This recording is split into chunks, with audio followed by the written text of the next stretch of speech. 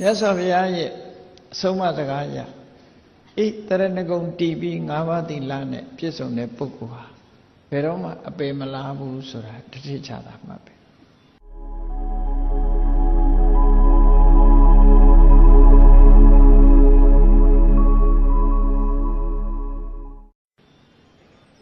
ဘုရားဘာသာဖြစ်ရတဲ့အပေလားတဲ့ဆိုတဲ့ပုဂ္ဂိုလ်ဟာ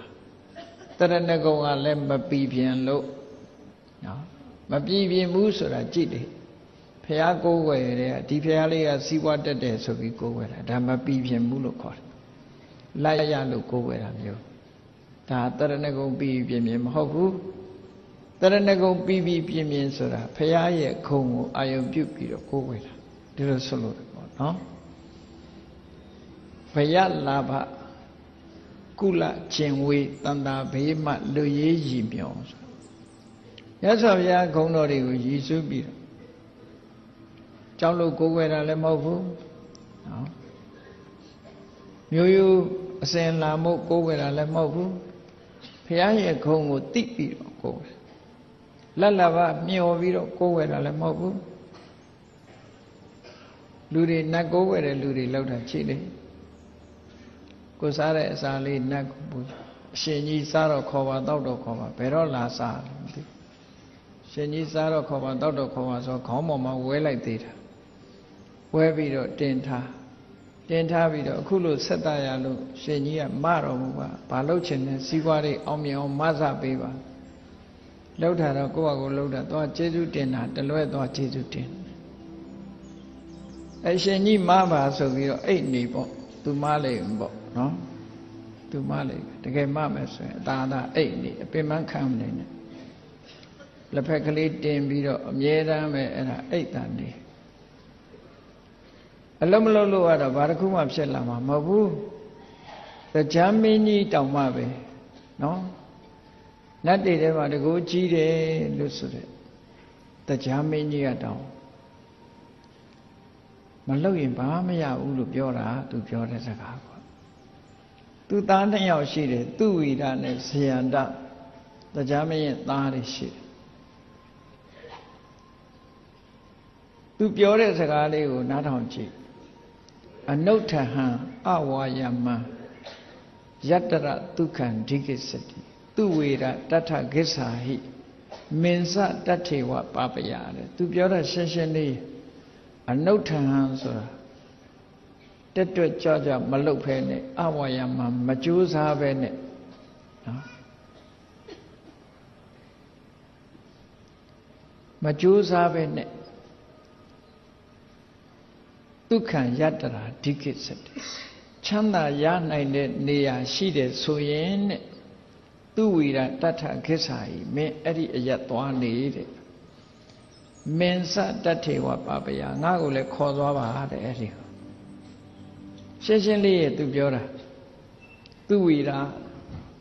မလုတ်ဖဲမကင်မဲနဲ့ချမ်းသာဒုက္ခရတယ်ဆိုတဲ့နေရာရှိလို့ရှိရင်မင်းအဲ့ဒီနေရာသွားနေတဲ့ငါကိုလည်းအဲ့ဒီရောက်အောင်ပို့ပေးတဲ့ဘယ်နေရာမှမရှိဘူးဒါနော်အလုံးမလုံးပဲနဲ့မကြိုးစားပဲနဲ့ရတယ်ဆိုတာတခုမှမရှိဘူးလောက်ရမယ်ကြိုးစားအဲ့ဒီလိုလောက်ရမယ်ဆိုတဲ့ဝိရိယရဲ့အကျိုးကျေးဇူးတကိုးကြီးတဲ့လူတွေကတရားမင်းတို့အဆင့်ကိုးကွယ်တာတောင်မဟုတ်ဘူးနော်လူဝင်ပူးတဲ့နတ်ဆိုတာတရားမဲ့အဆက်မရှိဘူးပေါ့ဘာလို့လဲဆိုလူရဲ့အနံ့ကတိရစ္ဆာန်လောက်ကနံတယ်လို့ပြောတာပဲ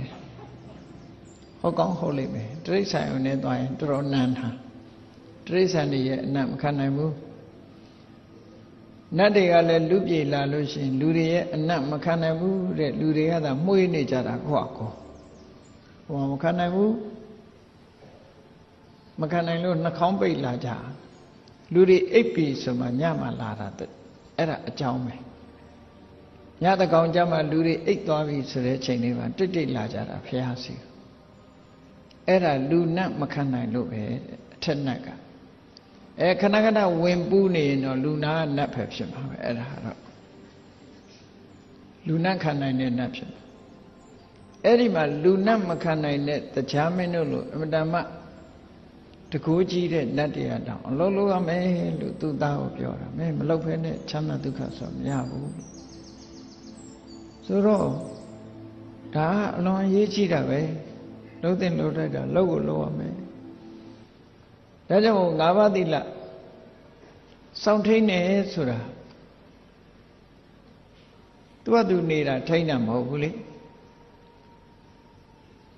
ဆိုပါတော့ခုနကတရားဝဲအစမှာပဏ္ဏတိပါတာဝေရမဏိသိက္ခာပရံသမာရိယမိလို့စောင့်တည်လိုက်တယ်စောင့်တည်လိုက်တာဟာသမာဒါနစေရနာလို့ခေါ်တယ်ရှောင်ကျင်ပါမယ်လို့ဂတိကဝတ်ပြုလိုက်တာရှောင်ကျင်ပါမယ်ဂတိဝတ်ပြုထားတာပဲရှိတယ်အဲ့ဒီအချိန်လေးမှာရလိုက်တဲ့ကုသိုလ်ကသမာဒါနကုသိုလ်ပဲရှိတယ်တွေ့လိုက်ပြီဆိုရင်ကိုယ်လာကြိုက်လို့ဖတ်ခနဲ့ချင်းရိုက်လိုက်ပြီဆိုရင်တော့ခုနကရှောင်ကျင်ပါမယ်ဆိုတာဟာဖြတ်ပလိုက်တာနဲ့တူတူပဲအဲ့ကြသူကရှောင်လိုက်ရမှာအဲ့ဒီအချိန်မှာဆိုလိုတာကမာနတိပတ္တမှာရှောင်ပါတယ်ဆိုတကယ်ကျုံးလာပြီဆိုလို့ရှိရင်မလုပ်ဖဲနဲ့ရှောင်လိုက်ရမယ်အဲ့ဒီရှောင်တော့မှသူကဒါသီလလို့ခေါ်တာနော်အဲ့ဒီကြရင်တော့ဝိရတိလို့ခေါ်တယ်မာနတိပတ္တဝေရမဏိယစေရနာကိုလည်းသီလလို့ခေါ်တယ်ဝိရတိကိုလည်းသီလလို့ခေါ်တယ်မရှောင်ဘူးဆိုလို့ရှိရင်မရဘူးဒီကုသိုလ်ကနော်မရဘူးမရဘူးသူများဥစ္စာတွေ့တယ်အသာယူဖို့အစင်းသင်းဖြစ်တယ်မယူဘူးရှောင်လိုက်တယ်ဝေရမဏိဝိရတိဖြစ်တယ်အဲ့ချာသောက်တီတုံးကစေရနာရှောင်တဲ့အချိန်ကျတော့ဝိရတိဒီရှောင်ကျင်မှုဟာတာမန်ကုသိုလ်မဟုတ်ဘူးသီလကုသိုလ်ဒါနကုသိုလ်တွေပုံမြတ်တယ်လို့မြတ်စွာဘုရားဒီလိုဟောတယ်တန်ဖိုးခြင်းလည်းအလွန်ကွာခြားတယ်အလွန်ကွာခြားလို့သီလကုသိုလ်နဲ့ပြည့်စုံအောင်ကြိုးစားအထောက်ဖို့ဘုရားဘာသာဝင်ဖြစ်လာလို့ရှိရင်အ ਨੇ ဆုံး၅ပါးသီလလုံကျုံလာပဲကြုံတွေ့လာတိုင်းရှောင်ကျင်လိုက်တယ်သီလကိုမချိုးဖောက်ဘူးမချိုးဖောက်တာကိုနေ့စဉ်နဲ့အများကိုယ့်ကိုဆန်းစစ်တယ်ငါပါဏာတိပါဒချိုးဖောက်တာရှိသလားအာရိဏဒါနကာမေတုမိစ္ဆာစာချိုးဖောက်တာရှိသလားချိုးဖောက်မှုမရှိဘူးဆိုလို့ရှိရင်စိတ်ထဲမှာကြည်နူးတယ်ဝမ်းသာအဲ့ဒါလို့ကြည်နူးဝမ်းသာလာသည်ထိအောင်ကိုယ်သီလကိုပြန်တွေးရမယ်ကိုယ်သီလကိုပြန်တွေးမှသီလပို့အယောင်တက်လာပြီကုသိုလ်တွေကတိုးလာအနုဘုဆိုရင်မတိုးဝေကျေးဆိုတော့ကိုယ့်အိမ်ထဲမှာမိကန်တစ်တာတဲ့ထည့်ပြီးတော့တောခတ်ထားလို့ရှင်ဝေသိန်း90ဟာသိန်း90ပဲမတိုးဘာလို့ကတော့အထားပြီးဆိုလို့ရှင်တော့သူတိုးနေတာအဲ့ဒါလို့ပဲသီလကပြန်မတွေးပဲနဲ့နေရင်တော့မတိုးဘူးတဲ့သူကအတိုးမရှိဘူးအဲ့တော့အတိုးမရှိတာကြိုက်သလားတိုးတာကြိုက်သလားကိုယ့်အကိုဆုံးဖြတ်ရမှာဒါနော်တိုးစေခြင်းတိုးတဲ့နည်းရှိတယ်ဘာလို့ရမလဲပြန်ပြီးတော့စဉ်းစားတဲ့အခါမှာဝမ်းသာအားရဖြစ်အောင်သီလလေးဆင်ញင်စဉ်းစားလိုက်တာနဲ့ဘဝတစ်ခုဟာလုံလောက်တဲ့အနေအထားမျိုးထိရောက်နိုင်ပါတယ်ကြည့်လေ၅ပါးသီလတစ်ခုချင်းတစ်ခုချင်းစဉ်းစားလိုက်တဲ့အခါမှာဘာဖြစ်လဲအနဝိဇ္ဇဒုက္ခငါမှဘာအပြစ်မှမရှိဘူးဆိုတဲ့စိတ်ချမ်းသာမှုတစ်ခုရအဲ့ဒီစိတ်ချမ်းသာမှုကဘာဖြစ်လဲလို့ဆိုရင်အဝိပတိတာရလို့ခေါ်တယ်စိတ်နှလုံးမသားမရမဖြစ်ဘူးနှလုံးကြည်တာတယ်ဆိုတဲ့အဓိပ္ပာယ်ရဝမ်းသာတယ်လေအဲ့ဒီနှလုံးကြည်တာမှုကိုအကြောင်းပြုပြီးတော့ပါမောဇ္ဇဆိုတဲ့ဝမ်းမြောက်မှုဖြစ်တယ်ဝမ်းမြောက်မှုကိုအကြောင်းပြုပြီးတော့ပီတိဆိုတာဖြစ်လာတယ်ပီတိကိုအကြောင်းပြုပြီးတော့ပတ္တတိလို့ခေါ်တယ်ကိုယ်ရောစိတ်ရောငြိမ်းအေးမှုဖြစ်လာတယ်ပတ္တတိဆိုတဲ့ကိုယ်ရောစိတ်ရောငြိမ်းအေးမှုကိုအကြောင်းပြုပြီးတော့ဒုက္ခဆိုတဲ့စိတ်ချမ်းသာမှုတွေရလာစိတ်ချမ်းသာမှုကိုအကြောင်းပြုပြီးတော့ဘာဖြစ်လဲတမာတိစိတ်တည်ငြိမ်းလာတယ်တည်ငြိမ်မှုရစိတ်တည်ငြိမ်မှုကိုအကြောင်းပြုပြီးတော့ယထာဘူတဉာဏတတနာအဖြစ်မှန်ကိုမြင်ခြင်းသိခြင်းဆိုတာရလာ သိတာမြင်တာဖြစ်လာဟောဒါသီလကဆက်သွယ်ပြီးတော့ရလာတဲ့အကျိုးကျေးဇူးတွေကဒီဘဝမှာပဲအေးသီလဆောင်တာနောင်ဘဝကြမှာရမယ်လို့မတွေးနဲ့နော်နောင်ဘဝကိုမသိဘူးအခုရတာဒါတွေအခုရတာအခုရတဲ့တန်ဖိုးကိုသိရများသောအားဖြင့်ပြောလို့ရှိရင်သီလလုံလို့ရှိရင်နောက်ဘဝမှာနတ်ပြည်ရောက်တယ်နတ်ပြည်လည်းဘယ်နေမှမသိတာကိုသိလို့လားသိမှမသိတာနော်အဲ့တော့အဲ့ဒါမတွေးနဲ့မြတ်စွာဘုရားဟောလို့လက်ခံထားတာနတ်ပြည်ရှိတယ်ဆိုတာကိုမသိဘူးသို့တော့ဘုရားဟောတာဒီကုသိုလ်ကောင်းမှုလုပ်ရင်နတ်ပြည်ရောက်တယ်ဆိုတာမှားသလားလို့ဆိုမမှားဘူးမှန်တယ်သို့တော့ကိုသိတဲ့အကျိုးတရားကိုသိဖို့ဒီဘဝတည်းမဲ့ဟောသီလရှိလို့ရှင်ဒီလိုအကျိုးကျေးဇူးတွေကိုယ်ထဲမှာရောက်တယ်။ဩကိုကျင့်တရားကောင်းတဲ့ပုဂ္ဂိုလ်ဆိုရင်လည်းပတ်ဝန်းကျင်ကကိုယ်ယူသေးတယ်လေးစားလာတယ်။ကိုကျင့်တရားကောင်းဒါတွေကဒီဘဝမှာရနိုင်တဲ့အကျိုးကျေးဇူးတွေကိုမြင်ရတဲ့အကျိုးကျေးဇူးလက်တွေ့ကြတယ်။အဲ့တော့ဗုဒ္ဓဘာသာဝင်တယောက်အနေနဲ့အခြေခံလေးအခုလောက်တင်ကိုလုံးရှိမယ်ဆိုရင်တော့အမှန်တမ်းကျေနပ်စရာကောင်းတဲ့အနေအထားမျိုးရတရဏဂုံအမျိုးအစားနဲ့ပတ်သက်ပြီးတော့မှတ်သားဖို့ရှိတယ်တရဏဂုံတည်ဖို့ဆိုတာတရဏဂုံအမျိုးအစား၄မျိုးရှိတယ်တဲ့ပါဠိလိုနံပါတ်1ကအတ္တတဏ္ဏိယတနာအတ္တတဏ္ဏိယတနာဆိုတာမိမိကိုယ်ကိုဘုရားတရားတန်ခါတို့အနှင်းခြင်းအတ္တနာဗုဒ္ဓတနေယတေမိငါရဲ့ဘဝငါခန္ဓာကိုယ်ဘုရားအားအနှင်းပါတယ်လို့ဆိုရင်အတ္တတဏ္ဏိယတနာကိုအနှင်းပြီးတော့ကိုးကွယ်တဲ့တရဏဂုံကိုအတ္တတဏ္ဏိယတနာတရဏဂုံလို့ခေါ်တယ်နောက်တစ်ခုကတပ္ပရာယနတာပါဠိလိုတပ္ပရာယနတာပရာယနဆိုတာလဲလျောင်းရဆိုတာဖះမတပါအာကိုရမရှိဘူးဖះကိုပဲအာကိုပါတယ်လို့အဟံဗုဒ္ဓပရာယနောငါသည်ဖះပေါ်မှာသာအာကိုတယ်တခြားကိုအာမကိုဘူးဓမ္မပရာယနောတရားသာလင်အာကိုရရှိတယ်တခြားကိုအာမကိုဘူးသံဃပရာယနောသံဃာသာလင်အာကိုရရှိတယ်တခြားကိုအာမကိုဘူးလို့ဒီလိုဆောက်တည်တဲ့တရဏဂုံကြတော့တပ္ပရာယနာတာလို့ခေါ်တယ်နောက်တစ်ခုကတိတ္တဘာဝုပခမန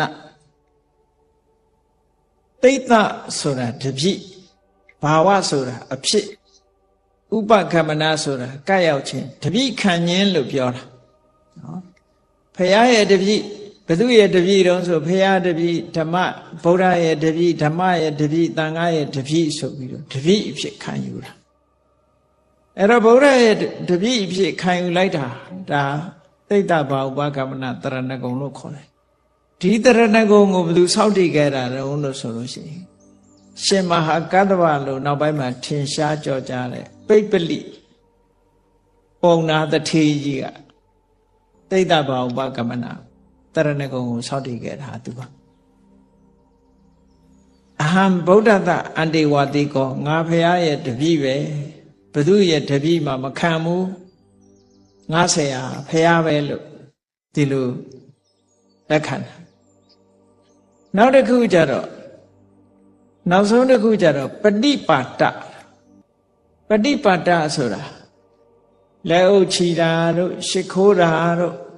အယုသေးပေးတာတို့ဘယ်သူမှဘယ်ဖရာကိုမှလက်အုပ်ချီခြင်းအယုသေးပေးခြင်းရှ िख ိုးခြင်းဆိုတာမလုပ်ဘူးဒီဗုဒ္ဓဓမ္မသံဃာကိုသာလည်းလက်ဥချီခြင်းယိုသိပေးခြင်းရှ िख ိုးခြင်းလုပ်မယ်လို့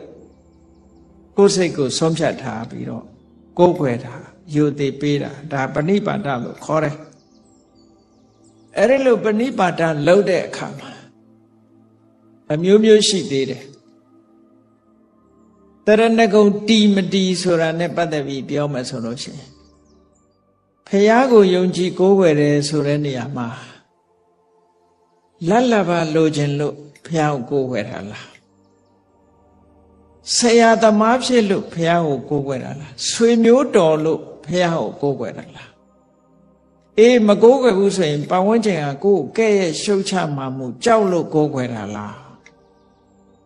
ဒီလိုရှိတယ်အကယ်၍အဲ့ဒီလိုမဟုတ်ဘဲနဲ့မြတ်စွာဘုရားရဲ့ခုံတော်တွေကိုသိပြီးဩတကယ်မြင့်မြတ်တဲ့ပုဂ္ဂိုလ်ပါပဲဆိုတဲ့ရည်ရွယ်ချက်နဲ့ကိုးကွယ်မှတရဏဂုံတည်တယ်တဲ့နော်တရဏဂုံယူပေမဲ့လို့ယူတိုင်းမတည်ဘူးလို့ဆိုတာဒက္ခိနေယတကယ်ကိုမြင့်မြတ်တဲ့ပုဂ္ဂိုလ်တူအနေနဲ့ကိုးကွယ်မှတရဏဂုံတည်တယ်အေးဖះငါဆွေမျိုးပဲဆိုပြီးတော့ဆွေမျိုးကိုချစ်တဲ့စိတ်နဲ့ဖះကိုရှိခိုးလို့ရှိရင်ဒါတရဏဂုံမဟုတ်ဘူးကိုယ်အမျိုးကိုကဘာမသိညာမသိဒီဖះပဲကိုးကွယ်တယ်ဆိုတော့အမျိုးရိုးလိုက်မိယိုးဖလာပေါ့အဲ့လိုမိယိုးဖလာကိုးကွယ်ရင်လည်းပဲတရဏဂုံအစစ်မရဘူးညာတိကုလအာစာရဆရာအနေနဲ့ကိုးကွယ်လို့ရှိရင်လည်းပဲဟုတ်လားအာစရိယအနေနဲ့ကိုးကွယ်လို့ရှိရင်လည်းမရဘူးဘယ်ရကြောက်လို့မကိုးကွယ်ရင်မင်းကိုးကွယ်ရမယ်မကိုးကွယ်ရင်မလုပ်မယ်ညာလုပ်မယ်ဆိုရင်ကြောက်လို့ကိုးကွယ်တာဆိုရင်လည်းပဲတရဏဂုံမတည်ဘူးတဲ့ဒါကြောင့်မို့ပဏိပါဒဆိုတဲ့ဒီကိုအလေးအမြတ်လက်အုပ်ချီခြင်းရှ िख ိုးခြင်းဆိုတဲ့ဒီအမှုတွေကိုပြုတယ်လို့ဆိုတဲ့နေရာမှာမြင့်မြတ်တဲ့ပုဂ္ဂိုလ်တူအနေနဲ့လုံးမတရဏဂုံတရားရောက်တယ်လို့ဒီလိုစာပေကျမ်းဂန်မှာဆိုထားတယ်တခါအဲ့ဒီတရဏဂုံနဲ့ပတ်သက်ပြီးတော့မှတ်เสียနော်အဲ့ဒီလောကီတရဏဂုံဟာပြည့်ပြည့်စုံစုံဖြစ်ဖို့အတွက်လိုအပ်တာတွေရှိတယ်မပြည့်မစုံတဲ့ပဏိပါဒတရဏဂုံဟာတရဏဂုံပြီးပြီးပြင်းပြင်းမဖြစ်ဖို့ရလဲအကြောင်းတရားတွေရှိတယ်တရဏဂုံရဲ့အရှိန်အဝါကိုချဆင်းစေတတ်တဲ့အကြောင်း၃မျိုးကဘာတော့ဆိုအညာနာနားမလဲတာတစ်ခုမသိဘူးဘယ်လိုကိုးဝယ်ရမယ်ဆိုတာမသိဘူးနော်တန်တရာဟုတ်မဟုတ်ကလားဘုရားဆိုတာဟုတ်မဟုတ်ကလားဆိုတဲ့မယုံတယုံနဲ့ကိုးကွယ်တာနောက်တစ်ခုကမိစ္ဆာညာနာမှားယွင်းတဲ့အတွေးတွေအမြင်တွေနဲ့ကိုးကွယ်တာအဲ့ဒါဆိုလို့ရှိရင်ဒီတရဏဂုံဟာယော့နေပြီးတော့သွားလိမ့်မယ်ဒါကြောင့်မို့အသိဉာဏ်လည်းရှိရမယ်တန်တရားလည်းကင်းရမယ်မှန်ကန်တဲ့ဉာဏ်အမြင်နဲ့ပြည့်စုံရမယ်မှန်မှန်ကန်ကန်မြင်နိုင်ရမယ်လို့ဒီလိုဆိုတာကဲမေတ္တာပို့ရအောင်တတဝါများစွာဖေးရန်กว่าချမ်းသာကြပါစေတတဝါများစွာဖေးရန်กว่าချမ်းသာကြပါစေ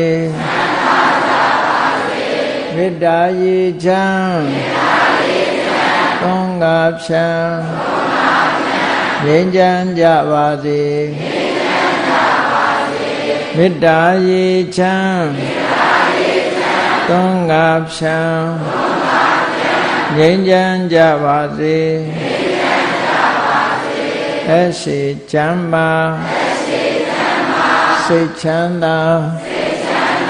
တို့ရဆန္ဒပြည့်ပါစေအရှိချမ်းသာစိတ်ချမ်းသာတို့ရဆန္ဒပြည့်ပါစေဘုံလန္တာဒုက္ခပင်ကစားမေတ္တာပုံနေတုသင်္ကမမနောတရတိတဝေတံဘဝယန္တုဒုက္ခနကမေတ္တာပုံနေတုသင်္ကမစုပေါင်းပုအပ်မေတ္တာဓာတ်ဟုရောင်ပြူပါဝင်းငွေလာမင်းနှင့်ရောင်ခြင်းရှဲယုံပေါင်းဆောင်ရခြင်းကြောင့်သဗ္ဗေတံကျွင့်မဲ့ဥတ္တုံလုံးစုံများစွာတတ္တဝါတို့၏မနောတရတိမြင့်မြတ်ဖြူစင်အေးကြည်လင်သည့်ရေစဉ်ပြည့်တင်းစိတ်နှလုံးတည်ဟုသောရေအိုင်ကြီးအတွင်း၌ဒုက္ခပင်ကသာစင်ထာဝရအေးမြကြည်သာတာယာပွင့်လန်းချမ်းသာဒုက္ခတည်ဟုသောကုမုဒ္ဒရာကြာပန်တို့သည်ဘ ဖုံလန္တာဝန္တာရွှင်မြူဝမုံလူလျက်ကြည်နူးဝဲကြုံဖူးပွင့်ညကုန်သည်ဖြစ်၍သူကဏကလေးအောင်လေးတဲ့ရောရှက်သင်ပြန့်ပီတိတိဟုသောယနံတို့သည်ပဝါယန္တုကောင်းစွာမသွေကြိုင်လည်၍နေကြပါစေကုန်တည်း